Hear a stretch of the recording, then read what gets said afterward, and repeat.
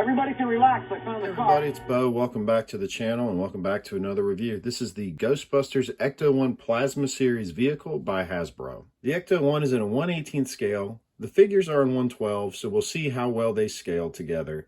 On the front of the box, you have some concept art from, I'm assuming, Ghostbusters Afterlife. On the side, you have some Art Deco, looks like a blueprint. On the back, you have some promotional pictures. You have a small write-up for those who care. And on the side, you have some more art. So here's Ecto-1 out of the package, and there is some assembly required. The pieces that need to be assembled are the roof rack. This piece here snaps in. The antenna whips and this ladder, as well as the blue hose. Mine was missing this piece right here, this candy cane looking thing, and it would port in right here on the back. It didn't come with it, so I contacted Hasbro about some QC issues, as well as the little RTV that comes with it. As you can see, mine is missing a tire. So yeah, buyer beware. That is a thing, I guess. So we'll see if Hasbro makes that right. But other than that, so far, my initial impressions is this is actually a really, really cool piece. The attention to detail to make it look so weathered and just grimy and gross is really cool. I mean, all the way down to like the fading scratches of the actual Ghostbuster logo. And then the rust around the fenders and the rocker panels. It looks like this thing has been sitting for a really long time. So they have done a great job giving us just that weathered Ecto-1 look. So let's take a closer look at this thing. You can see it has just this faded white paint. There's a lot of just dirt and grime in here. As you can see, like I was saying, the logo looks damaged, which is a nice touch.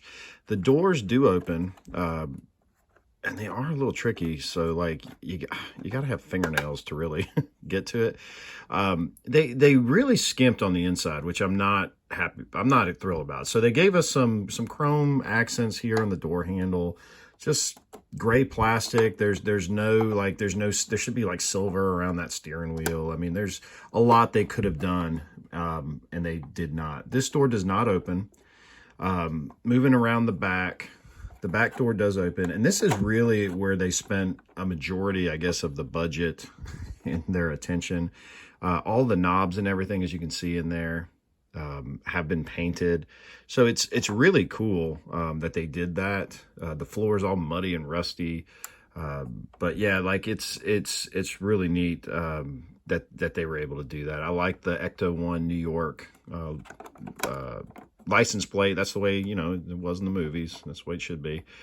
And this is the suicide door that we saw in the trailer for Afterlife, and it does open to unveil the seat that we saw in the trailer, where it pops out.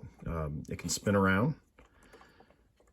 Looks like it has a proton pack. Like this I don't get is like, why did you do just 2 red lights on the cyclotron? You could have like just make it 4, and then if you're going to do that, why don't you just add a little more detail to this thing? So yeah, that's going to be one of my complaints about this off the back is they chose like random things to highlight details and other things they didn't. Like, I mean, was there only like a guy working with red paint? Because anything that could be red is red in this thing, and then everything else is not. It's like the silver guy just quit. And then we got like just this regular gray plastic, no paint apps on anything that could have had it, even though like they did it on the wheels, right? So you got this nice chrome finish on the bumper and on the wheels. Like, why wouldn't you put that on here? Like, we're paying this is $49.99, and I got this on Target.com. So for $50, I mean, it's a nice piece. I'm not going to argue that. It really is nice. But for $50, you could just do a little more paint work on this, especially when you're not going to give us electronics or lights. You know, like there's no lights and sounds on this thing. So that is a bummer. I mean, how can you have an Ecto-1 that doesn't light up or have the siren, but they did that. So I don't know, like, to me, and I could be on my own here, but I don't think I am. For $20 more, I would have much rather paid $69.99 for this thing if it had lights and sounds. I mean, we're paying $69.99 for Marvel Legends, you know, that are a little larger in scale, and you know, they don't have half that stuff. So that's definitely one thing I wish they could have done on that. The only accessory that it has is this RTV. It doesn't do anything except roll, and like I said, mine's missing a tire, which sucks. I don't know how that happens, but like I said, we'll see if they make that right. And it is to it's just meant to kind of port in here like that. It sits right in that little tray in there, and that's where it goes. So that's the only thing we get. So for the $50 price tag, you get you kind of get, it's really the weathering, I guess, is the big thing. No lights, no sounds, and no accessories. I would like to see some proton packs or something mounted in there, or even like just give us the option for like the gurney from the original Ghostbusters that you could swap that out with, because I'd rather have the gurney full of proton packs like in the original movie than the RTV. But yeah, you know, that's something that maybe Hasbro could think about down the road. Okay, so here is the Plasma Series race stance figure next to the Ecto-1. And as you can see, he's in the 1/12th, the car's in the 1/18th. And so he really towers over the car. So they're not going to scale well, but that's just for people who don't know that. Hasbro was very upfront with telling us that it was going to be in the 1/18th, that, you know, it wouldn't necessarily match the figure. So that's really for anybody who's just new to this line that doesn't know. The Ecto-1 is measuring at approximately 14 inches long, right about 6 inches to the top here. And it could be taller, but like I said, I'm missing that back piece. And it's right at 5 inches wide. So it would definitely fit on a shelf. I don't think you're going to be strapped for room with this thing. And for anybody who's interested, this is the Playmobil Ecto-1 that came out a few years ago. And one of the things that I really wish that Hasbro will integrate, if we get another Ecto-1, maybe we get a classic one, or maybe even an Ecto-1A from the second Ghostbusters movie, is look at that. For, I believe this retailed at like $40. So for like $10 less, you actually get lights and sounds, and they're pretty good.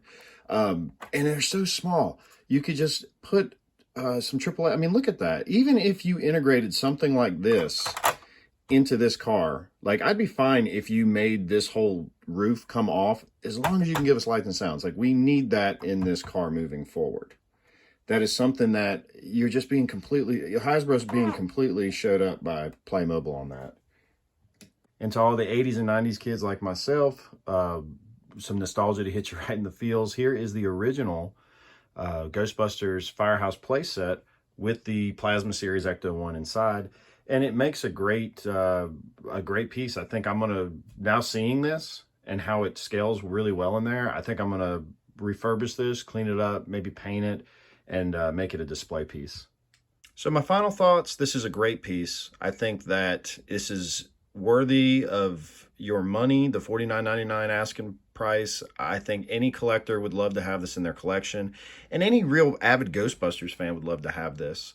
Hasbro got a lot of things right with this thing, and I think they're heading in the right directions. There's a lot of things that they can improve on, and so hopefully in the future, with future releases of this Plasma Series line, we'll get to see those improvements come to life.